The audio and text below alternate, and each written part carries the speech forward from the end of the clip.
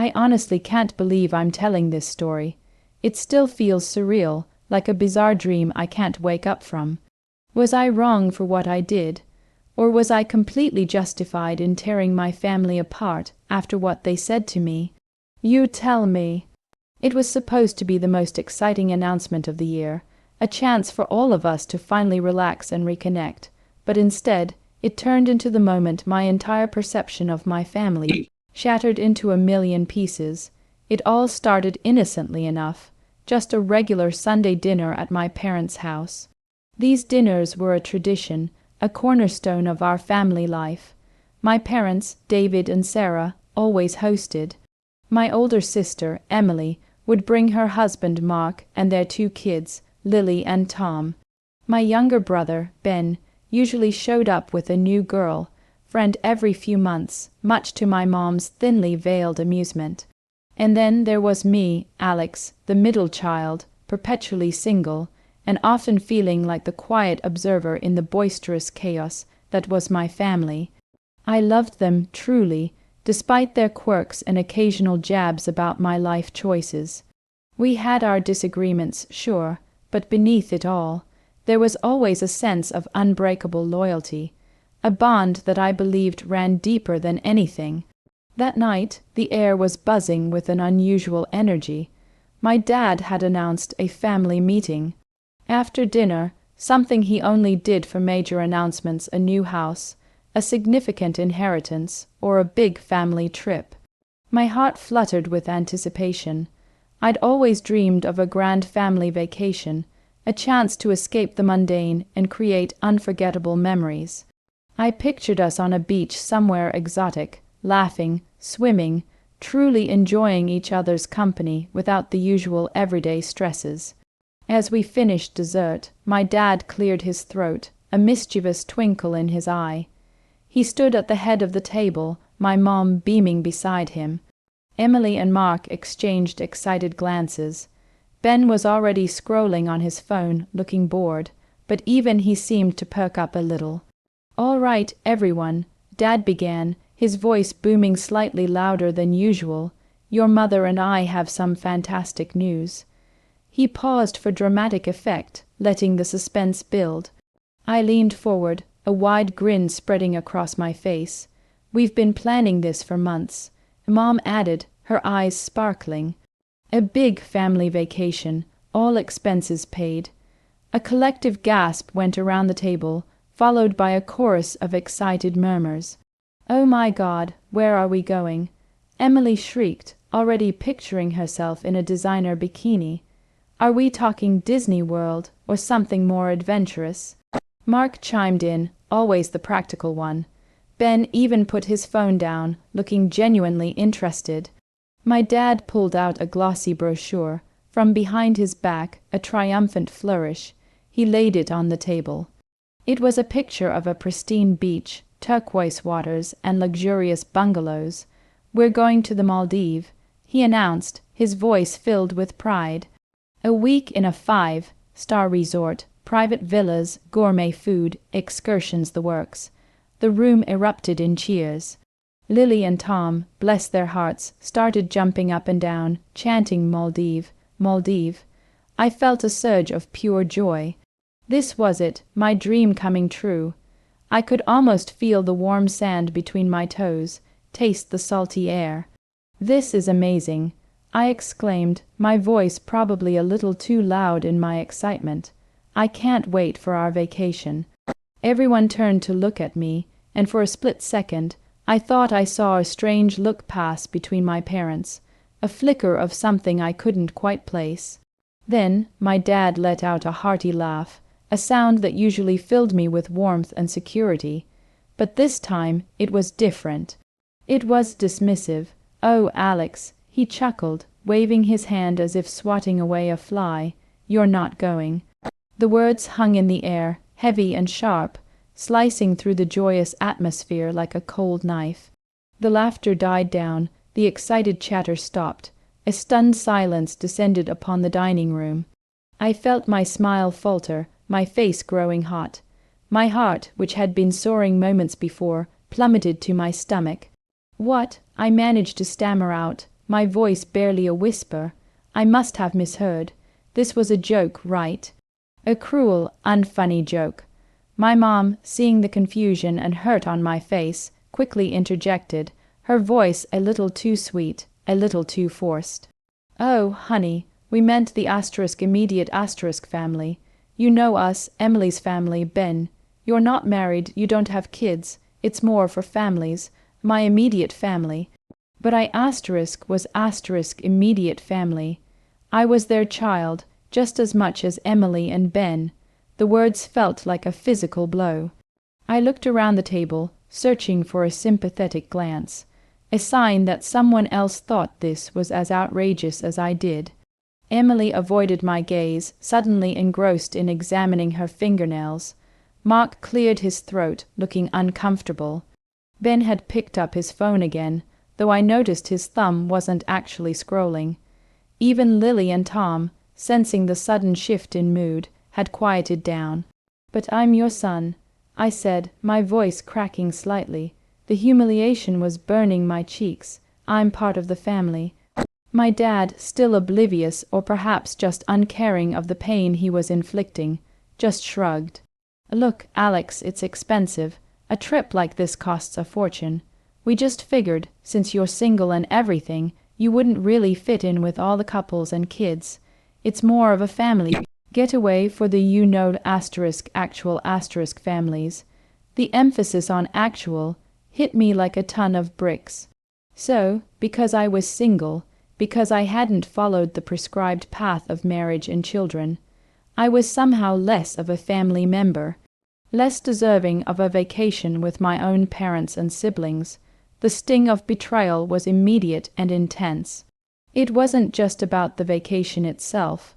It was about the blatant exclusion, the casual disregard for my feelings, and the underlying message that I was somehow secondary, an afterthought. I stood up, my chair scraping loudly against the floor. My hands were shaking. I could feel tears pricking at my eyes, but I refused to let them fall.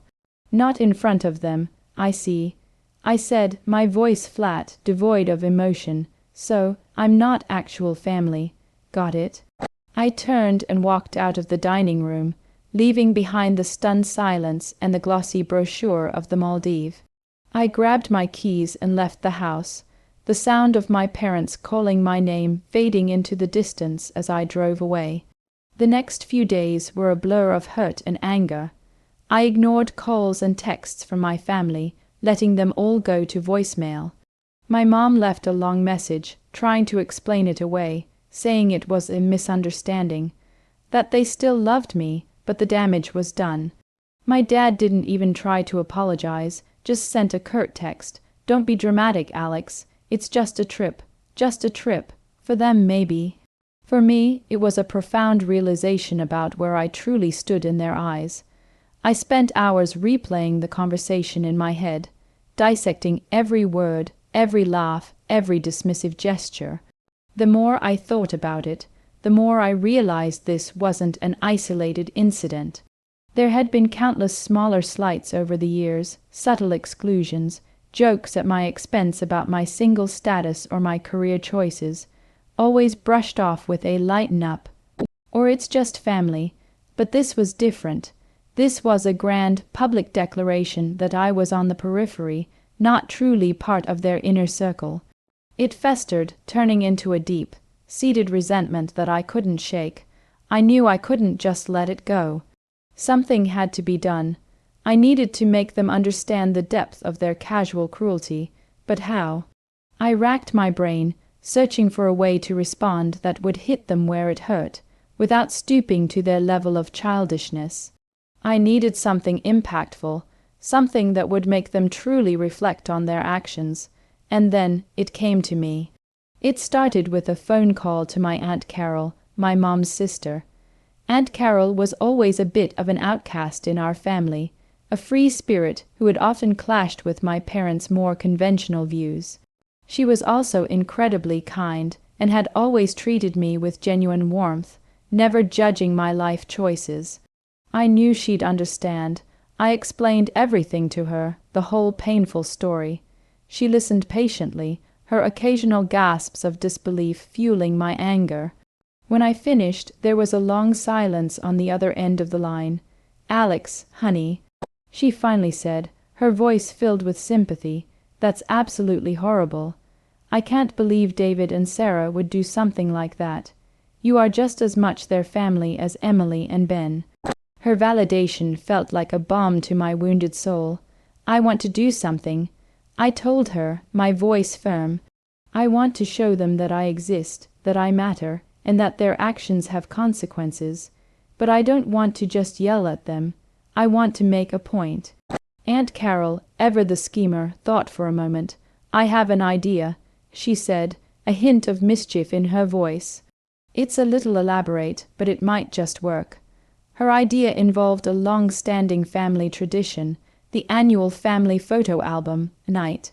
Every year, around the holidays, my parents would host an evening where we'd all gather, look through old photo albums, and reminisce. It was usually a sweet, nostalgic event, filled with laughter and shared memories. It was also, Aunt Carol pointed out, the one night my parents absolutely insisted everyone be there. Perfect, my plan began to take shape. I needed to prepare. I spent the next few weeks meticulously executing Aunt Carol's plan. It involved a bit of deception, a lot of careful planning, and a hefty chunk of my savings, but I was determined. The thought of their faces, the dawning realization of what I was doing, kept me going. I practiced my delivery in front of a mirror, ensuring my voice was steady, my expression unreadable. I wasn't just going to lash out. I was going to deliver a cold, calculated blow. So that's the situation I was in, and I had to make a choice. Before I tell you what happened next, I want you to pause and comment below what you would have done in my shoes. Would you have let it go, or would you have sought a way to make them understand the hurt they caused? Tell me what you would have done. The night of the family photo album arrived, and I walked into my parents' house with a sense of calm resolve. The usual chaos was in full swing. Emily was complaining about traffic, Ben was already halfway through the snack platter, and my parents were bustling around, playing the perfect hosts. When my mom saw me, she rushed over, a forced smile on her face. "Alex, darling, so glad you could make it. We were starting to worry. Wouldn't miss it," I replied, my voice even. I gave her a peck on the cheek, careful not to betray any emotion. I greeted everyone else, acting as if nothing had happened, as if I hadn't been nursing a silent, burning fury for weeks. As the evening progressed, we went through the usual routine. My dad projected old photos onto a screen, and everyone shared anecdotes, some funny, some poignant. When a picture of me as a baby flashed on the screen, my mom cooed, "Oh, look at our little Alex, so sweet." I just nodded, a polite smile fixed on my face. The moment arrived when my dad announced, "All right, everyone, last album for the night, the Vacation Memories one." He fumbled with a new album, a thick, leather-bound book. My heart began to pound. This was it. He opened the album to the first page, and a collective gasp went around the room. It wasn't the Maldives. It was a picture of me, Aunt Carol, and two of her closest friends, beaming at the camera, standing in front of an absolutely breathtaking sunset on a pristine beach. The caption beneath it read, "Maldives, Day 1, Paradise Found." My parents' faces went from confusion to utter shock. Emily looked like she'd swallowed a lemon. Ben's phone finally dropped from his hand with a clatter. There were more pictures, me snorkeling with vibrant fish, me enjoying a private dinner on the beach with Aunt Carol, me laughing as I rode a jet ski. Each picture was captioned with the date and a cheerful description of our activities. The album wasn't just photos. It also contained little mementos, a brochure from the resort, a receipt for an expensive excursion, even a couple of postcards. It was clear, undeniable proof. My parents were speechless. My dad's jaw literally dropped. My mom's face had gone pale. Emily finally found her voice, a squeak of disbelief. "Alex, what is this?" I looked at her, then at my parents, a serene smile on my face. "Oh, this," I said, my voice calm and deliberate. "This is my vacation album. Remember when you told me I wasn't going to the Maldives because I wasn't actual family and wouldn't fit in with the couples and kids?" I paused, letting my words sink in. Well, Aunt Carol and I decided that since I was apparently so undeserving of a family trip with my own family we'd just go ourselves, and let me tell you, it was absolutely glorious. Every single expense was paid for by me and Aunt Carol, of course. No need for charity from those who deem me not actual enough. Aunt Carol, who had been sitting quietly beside me, now spoke up, her voice surprisingly firm. "And it was lovely, David, Sarah. Alex is a wonderful travel companion, much more appreciative than some people I know." The room was silent again, but this time it was a different kind of silence. It was heavy with accusation, with unspoken shame. My dad finally stammered, but we were going to the Maldives, that was our trip. "And it still is," I replied, my smile unwavering. "But while you were busy planning your actual family trip, I was busy making my own memories that you explicitly excluded me from. So I made them with people who value me, who consider me family, regardless of my relationship status or whether I have children." My mom burst into tears. "Alex, how could you be so cruel? This is a family night." "Cruel?" I scoffed, a bitter laugh escaping my lips. "Cruel was telling your own son he's not family. Cruel was laughing in my face when I expressed excitement for a vacation I thought I was part of. Cruel was making me feel like an outsider in my own home. I gestured to the album. "This is just me showing you what happens when you treat your immediate family with such blatant disrespect." Emily, ever the loyal sister, finally spoke up, her voice laced with anger. "You spent all that money just to spite them. That's incredibly petty, Alex. Petty." I raised an eyebrow. "Is it petty to stand up for yourself when you've been hurt?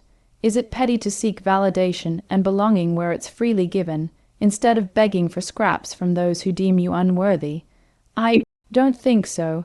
I think it's called self-preservation." My dad, his face a mask of disbelief and anger, finally found his voice. "You have gone too far, Alex. This is unacceptable. Unacceptable." I echoed, my voice rising slightly. "What's unacceptable is that you, my own father, thought it was okay to exclude me, to belittle me, to make me feel like I don't belong. You taught me that actions have consequences. Well, these are the consequences of your actions." I stood up, closing the photo album with a decisive thud. "I came tonight because it's a family tradition, and I wanted to share my family memories, just like everyone else. But I think I've made my point." I turned to Aunt Carol. "Ready to go, Auntie." She smiled, a triumphant glint in her eyes. "Ready, Alex." As we walked out, the silence in the room was deafening. I didn't look back. The aftermath was predictably a mess. My parents were furious. They called and texted, alternating between anger, hurt, and attempts to guilt-trip me. My mom eventually offered a half-hearted apology, saying they didn't realize how much it would affect me, which only infuriated me further. My dad never apologized. He simply told me I had caused a huge rift in the family. Emily and Ben were split. Emily sided entirely with my parents, calling my actions malicious and unnecessary. Ben, surprisingly, was more understanding. He called me a few days later, admitting that what they did was pretty messed up, and that he got why I was mad. He even said he wished he had stood up for me. That call, at least, offered a sliver of comfort. The family dinners stopped for a while. The Maldives trip, for the rest of them, went ahead as planned, but I heard from Ben that it was awkward and tense, with my parents constantly bringing up my stunt. Good. They deserved to feel some of the discomfort I had felt. Slowly, painstakingly, things began to thaw. My mom, after several weeks, reached out again, a more genuine apology this time. She admitted they had been wrong. that they had taken me for granted, and that they truly hadn't considered the impact of their words. My dad remained stubborn, but I saw a subtle shift in his demeanor, a slightly less dismissive tone when he eventually started talking to me again. The family bond, though severely fractured, began to mend, but it would never be the same. The trust was broken, and I knew I would always carry that hurt, that knowledge that I was once considered less than. But I also carried the satisfaction of knowing I stood up for myself, that I refused to be a doormat, and that I showed them, in no uncertain terms, that I am worthy of respect and inclusion.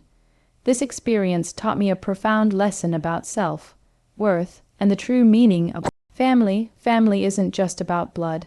It's about respect, inclusion, and unconditional love. And if your own blood relatives can't give you that, then sometimes you have to create your own family, your own memories with those who truly cherish you. Like this video if you were on my side in this whole ordeal. Subscribe for more stories like this, and share your final thoughts on this whole mess in the comments section below. I'll see you all in the next story.